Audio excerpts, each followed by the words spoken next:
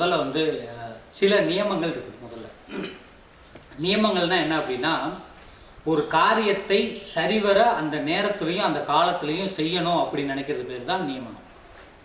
அதை செய்ய நினைக்கிறோம். முதல்ல வந்து ஒரு மாந்திரிகர் வந்து என்ன தயார் பண்ணுவாங்க, தன்னுடைய உடலை தான் முதல்ல தயார் பண்ணுவாங்க. மாந்திரிகம் கற்றுக்கிறதுலையும் சரி, மாந்திரிக பூஜை முடிஞ்சு ஒரு சித்தி எடுக்கிற வரைக்கும் ஒரு தெய்வத்தை தன்னுடைய ஜாதக ரீதியாகவோ உணர்வு ரீதியாகவோ அல்லது ஒரு பிரியத்தினாலேயோ ஒரு தெய்வத்தை எடுப்பாங்க.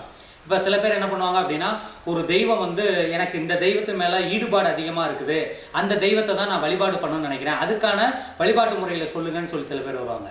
சில பேர் என்னென்னா, என்னுடைய ஜாதகத்தை எடுத்து எனக்கு எந்த தெய்வம் சித்தியாகும், எனக்கு எந்த தெய்வத்தை வந்து நான் வழிபாடு பண்ண ஆரம்பிச்சேன்னா எனக்கு அது உடனே வேலை செய்யும் அப்படின்னு கேட்க வர்றவங்க அடுத்ததில் இருக்காங்க. இது ரெண்டும் இல்லாமல் இன்னொருத்தவங்க என்ன அப்படின்னா, எதுவுமே எனக்கு இது கிடையாது, எனக்கு பிளாங்காக ஒரு காரியத்தை மட்டும் வச்சு வருவாங்க. எனக்கு இந்த காரியம் மட்டும் இப்படி முடிஞ்சால் போதும், இந்த காரியம் மட்டும் இப்படி நடந்தால் போதும், அதற்கு நான் என்ன பண்ணணும், இதற்கான மாந்திரிக வழிபாடு மட்டும் சொல்லுங்கன்னு சொல்லிட்டு போகிறாங்க. ஆனால் இது எல்லாமே என்ன அப்படின்னா, ஒரு மாந்திரிகத்தை கற்றுக்கணும். இவங்க என்ன முறையில் செஞ்சாலும் சரி, என்ன முறையில் எப்படி படித்தாலும் சரி, மாந்திரிகத்துக்குன்னு சில ரூல்ஸ் ஆஃப் இது இருக்குது.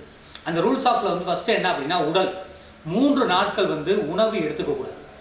மாந்திரிகத்துக்கு படிக்க நினைக்கிறவங்க நீர் ஆகாரமாக மட்டும் எடுத்துக்கணும். ஒரு பாலாக இருக்கலாம், ஒரு இளநியாக இருக்கலாம், இல்லை ஜூஸ் ஐட்டமாக இருக்கலாம், இதுகளை மட்டும்தான் முதல்ல 3 நாட்கள் அவங்க எடுத்துக்கணும். ஏன்னா உடலில் வந்து திடப்பொருள்களுடைய தன்மை அதிகமாக, ஏன்னா அவங்களுக்கு ஒவ்வொருத்தருக்கும் வந்து என்ன சக்கரம் நமக்கு வேலை செய்யுது அப்படிங்கிறது நமக்கு தெரியாது.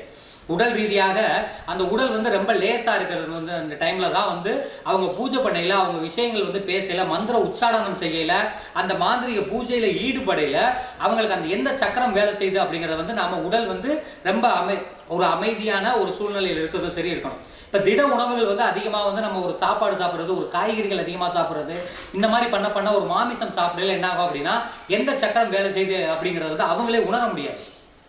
சக்கரத்தை வந்து என்ன சக்கரம் வேலை செய்யுது அப்படிங்கிற கண்டுபிடிக்கிற ஒரு மெத்தட் இருக்குது. அந்த மெத்தட் வச்சு பார்க்கையில் வந்து உணவுகள் வந்து நீராகாரமாக எடுத்து ஒரு விரத முறையில் இருந்து பண்ணுறவங்களுக்கு வந்து சூப்பராக வந்து அந்த சிந்தனைகள் வந்து வேலை செய்யுது. முதல் வந்து என்ன பண்ணணும், சிந்தனை உணவுல கரெக்டான ஒரு இருக்கணும். ரெண்டாவது என்ன அப்படின்னா, மாந்திரிகத்தை பொறுத்தவரைக்கும் ஒரு தெய்வத்தை சித்துக்குள்ள, ஏன்னா உதாரணமாக வந்து ஒரு விநாயகருடைய சித்தி அதிகமாக எடுத்துக்குவாங்க, அதுக்கப்புறம் குலதெய்வ சித்தி எடுத்துக்குவாங்க. இது 2க்கு அப்புறம் உள்ளே போகிறது தான் மாந்திரிகம். இந்த 2 சித்து வச்சு என்ன அப்படின்னா, ஒரு ஓப்பன் டிக்கெட் மாதிரி உள்ள ஒரு இடத்துக்குள்ளே போகிறதுக்கான ஒரு இது. அங்கே போய் நமக்கு வந்து என்ன இருக்குது, ஒரு வசியம் இருக்குது, ஒரு மோகனம் இருக்குது, ஒரு மாரணம் இருக்குது, ஒரு ஸ்தம்பனம் இருக்குது, ஒரு உச்சாரணம் இருக்குது, ஒரு பேதனம் இருக்குது, இப்படி 8 விதமான கேட்டகரியில் இருக்குது. இந்த 8 விதமான கேட்டகரியில் நமக்கு எது தேவையோ அதை மட்டும் படிக்கிறவங்க சில மெத்தட் இருக்குது. இல்லைங்க எல்லாமே நான் தெரிஞ்சுக்கணும் அப்படின்னு, ஏன்னா யாருடைய ஜாதகத்தில் எல்லாருடைய ஜாதகத்திலுமே எடுத்துட்டிங்கன்னா ஒரு அதிகபட்சம் 3 விதமான மாந்திரிகத்தில் உள்ள சித்துக்கள் ரொம்ப பவராக வேலை செய்யும். சில பேருக்கு வசியம் மட்டும் வேலை செய்யும், சில பேருக்கு மோகனம் மட்டும் வேலை செய்யும், சில பேருக்கு உச்சாரணம் மட்டும் வேலை செய்யும், சில பேருக்கு வந்து மாரணம் மட்டும் வேலை செய்யும். இது அவங்களுடைய ஜாதகத்தில் உள்ள கிரக அமைப்புகளை பொறுத்து மாறுபடும். அப்போ மாந்திரிகத்தில் அடுத்து நம்ம என்ன ஸ்டெப்பு போவோம், கணபதியினுடைய உபாசனை. உங்களுடைய ஜாதகத்தை எடுத்து உங்களுடைய ஜாதகத்தில் உங்களுக்கு வந்து கேது எந்த இடத்துல அமர்ந்திருக்கிறாரோ, கேது என்ன கொடுக்குறாரோ அதை வைத்து தான் அதற்குரிய கணபதி, அதற்குரிய உபாசனை முறை. எல்லாருமே போய் டெய்லி ஒரு கணபதினா நம்ம வீட்டு பக்கத்தில் ஒரு விநாயகர் இருக்காருப்பா அவரை கும்பிட்டுட்டோம் அப்படின்னா அது கிடையவே கிடையாது. அவங்களுக்குரிய கணபதி என்ன அப்படிங்கிறது நமக்கு அடுத்த ஸ்டெப் என்ன வேணும், முதல்ல உடம்பு வேணும், அப்புறம் என்ன தேவை, விநாயகருடைய சித்து தேவை, இதுக்கப்புறம் குலதெய்வம். ஏன்னா குலதெய்வமே தெரியலங்க, இல்லை குலதெய்வம் கோயில் எங்கேயோ இருக்குதுங்க, குலதெய்வ கோயிலுக்கு என்னால் போக முடியாதுங்க, நீங்கள் குலதெய்வ கோயிலில் போய் டெய்லி வழிபாடு பண்ண சொல்கிறீங்க, எனக்கு இது சாத்தியம் இல்லை.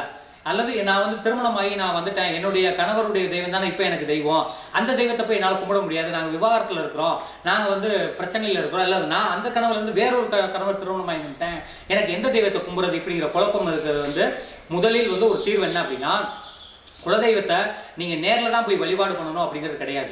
குலதெய்வத்துக்காக வீட்டில் ஒரு விளக்கு எடுத்து வச்சு ஒரே ஒரு டைம் குலதெய்வ கோயிலுக்கு போயோ அல்லது அங்கேருந்து ஒரு நீரை எடுத்துகிட்டு வந்தோ, உங்களுடைய தெய்வம் ஆண் தெய்வமா பெண் தெய்வமா அதற்கு வந்து வேஷ்டியா அல்லது வந்து ஒரு ஜாக்கெட் பிட்டா எடுத்து வச்சு அது மேலே ஒரு விளக்கு வச்சு வழிபாடு பண்ணக்கூடிய முறை இருக்குது. இந்த வந்து நாங்கள் வந்து திருமணம் ஆகியிருந்தோம், ஆனால் திருமணம் ஆனதுக்கப்புறம் நான் வந்து அவரை விட்டு விலகி இருக்கிறேன், நான் என்னுடைய மூத்த அப்பாவுடைய தெய்வத்தை கும்பிட்றதா அல்லது கணவருடைய தெய்வத்தை கும்பிட்றதா அப்படின்னா முழுக்க நீங்கள் உங்கள் அம்மா தெய்வத்தை மட்டும்தான் கும்பிடணும்.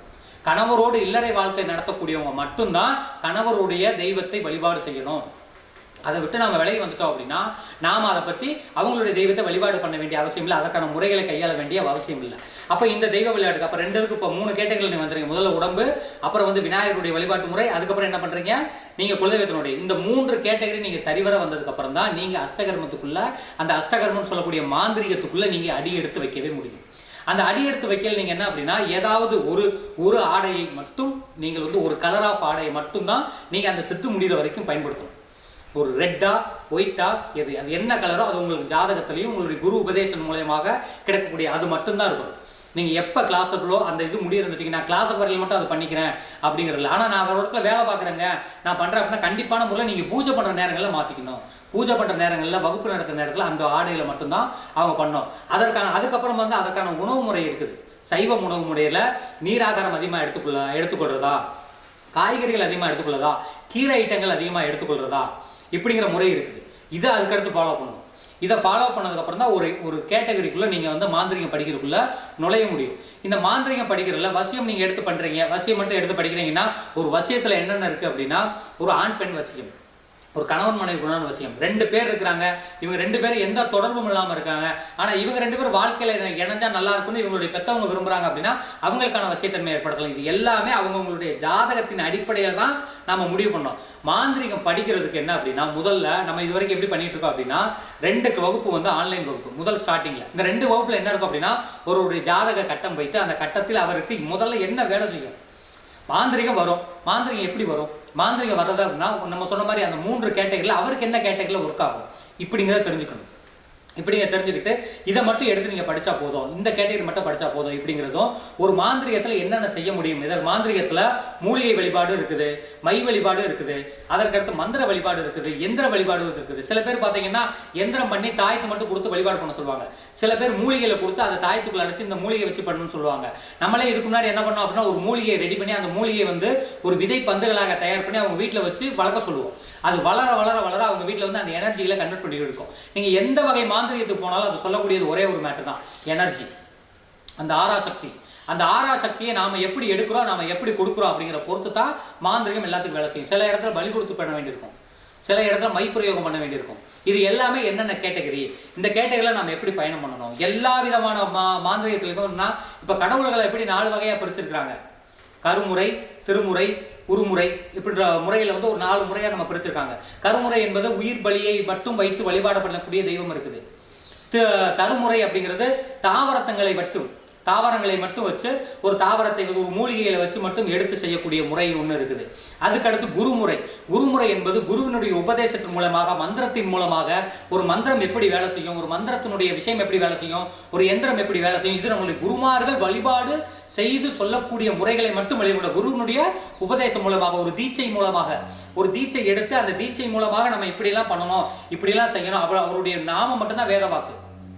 இதை தாண்டி திருமுறைன்னு ஒன்று இருக்குது. இந்த திருமுறைன்னு இருக்கவங்க என்னன்னா இதெல்லாம் சித்தர்கள் செய்யக்கூடிய மாந்திரிகமாக இருக்குது. இந்த சித்தர்கள் செய்யக்கூடிய வழிபாடு முறை என்ன அப்படின்னா அவர்கள் தெய்வத்தை தூக்கிட்டு போக மாட்டாங்க.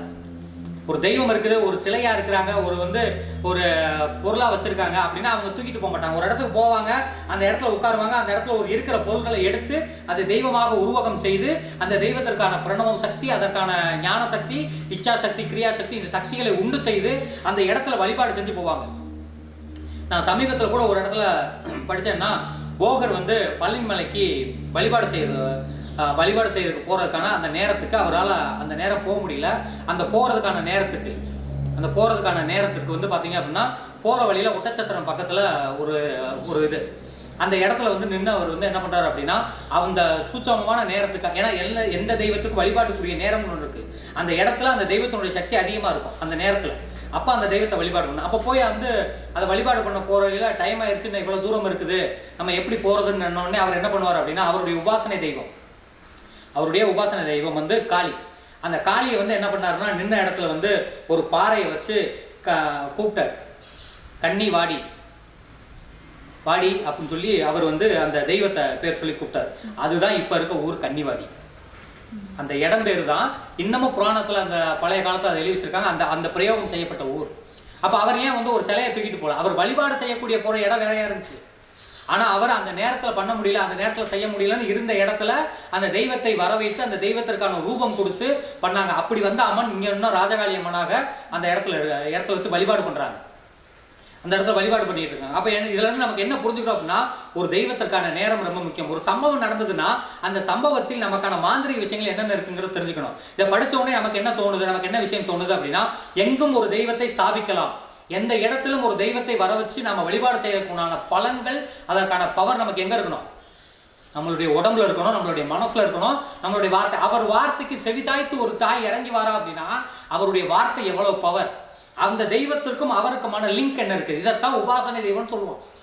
ஒரு தெய்வத்தோடு தொடர்பு. நான் வராகியை வச்சிருக்கிறேன், நான் வந்து விஷ்ணுமாயா வழிபாடு பண்றேன், நான் மாசாணி அம்மனை வழிபாடு பண்ணா இதற்கும் எனக்குமான ஒரு தொடர்புகளை ஏற்படுத்தி வச்சுக்கணும்.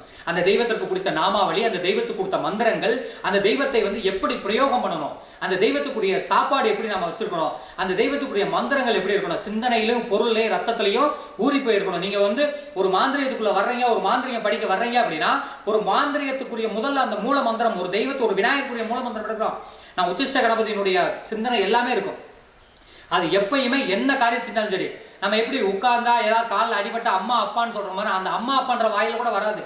நாம சொல்லக்கூடிய அந்த ஈஸ்வரன் பேர் தான் வரும், நம்ம சொல்லக்கூடிய அந்த நாராயணன் பேர் தான் வரும், அந்த தாயினுடைய வராகி பேர் தான் வரும். ஏன்னா அவங்க அந்த தெய்வத்தோடு ஒன்றி இருக்காங்கன்னு அர்த்தம். அந்த தெய்வத்தோடு ஒன்றி இருக்காங்கன்னு அர்த்தம். அந்த தெய்வத்து மூலமாக அவங்க வந்து அந்த தெய்வத்தோடு தொடர்பு படுத்தி இருந்தால் மட்டும்தான் அவங்க அந்த கலையில ஜெயிக்க முடியும். அவங்க அந்த கலையில ஜெயிக்க முடியும். ஒரு மாந்திரியத்துக்குள்ள ஒரு முதல்ல நீங்க என்ன பண்ணுங்க அப்படின்னா, அடிப்படையாக நீங்க என்ன செய்யணும்? உடல், அதற்கப்புறம் இருக்கக்கூடிய விநாயகர் வழிபாடு, குலதெய்வ வழிபாடு, அதை எடுத்து அதை தேர்ந்தெடுத்து விட்டு நீங்கள் செஞ்சீங்க. இந்த துறையில இப்படி நான் பண்ண போறேன்னு செஞ்சீங்க அப்படின்னா அதற்கான அதுலேயும் நிறைய முறைகள் இருக்கு. அடுத்தடுத்து ஸ்டெப் பை ஸ்டெப் வரல. மாந்திரிகம் என்பது 8க்குள்ள அடங்கல. 8 8 64 64 128 இப்படின்ற கலைகளை விரிவுபடுத்தி இருக்குது. நமக்கு தேவை, நமக்கு என்ன தேவை, நமக்கு என்ன நம்மளுடைய லைஃப்ல இந்த தசாபுத்தி நமக்கு என்ன செய்ய காத்திருக்கு, நல்லா புரிஞ்சுக்கோங்க. உங்களுக்கு ஒரு தசாபுத்தி நடக்கும், உங்களுக்கு ஒரு விஷயம் நடக்கும். அந்த தசாபுத்தி நமக்கு என்ன கொடுக்க காத்திருக்கு, அது இயல்பாவே யாரு தடுத்தாலும் கொடுத்துரும். இந்த தசாபுத்தியில் நீ வீடு வாங்குவியா, வாங்கியே தீருவ. இந்த தசாபுத்தியில் நீ வீடு விற்பையா, வித்தே தான் தீருவ. அதை எடுப்பதற்கும் கொடுப்பதற்கும் அது என்ன காத்துக்கிட்டு இருக்கு, அதை தடுப்பதற்கும் அதை மேலும் வலுப்படுத்துவதற்கும் நமக்கு என்ன பவர் இருக்குன்னு தெரிஞ்சுக்கணும். நான் சொல்லக்கூடியதான். நீங்க ஒரு வீடு கட்டுவீங்களா, ரைட்டு, வீடு கட்டும். அப்ப நமக்கு அந்த கேட்டுக்கு நம்ம போக வேண்டிய அவசியமே இல்லையே. நமக்கு அடுத்து என்ன தேவை? கார். அடுத்து என்ன தேவை? நகை. அடுத்து என்ன தேவை? குழந்தைகள். இப்படிங்கிற கேட்டுகளை பிரிஞ்சு கிடக்கிறோம். அப்ப அந்த கேட்டுகளை நம்ம எதை தொட்டால் நமக்கு கிடைக்கும், இதை வந்து அந்தரநாதன் முடிவு செய்வார். அந்த அந்தரநாதனை நம்ம எப்படி பலப்படுத்தணும், நம்ம தசாநாதனை எப்படி வலுப்படுத்தணும், தசாநாதனுக்குரிய தெய்வம் என்ன, நம்ம ஜாதகத்தில் நமக்கு இயல்பாவே அத்தனை கொடுக்கக்கூடிய தெய்வம் என்ன, இதையெல்லாம் எடுத்து வச்சு நீங்க வழிபாடு பண்ணீங்க, நீங்க மாந்திரிகத்துக்குள்ள போனீங்க அப்படின்னா எல்லாமே ஈஸியா ஜெயிக்கலாம். கேட்டது கிடைக்கும், கேட்பது சரியாக இருந்தால்.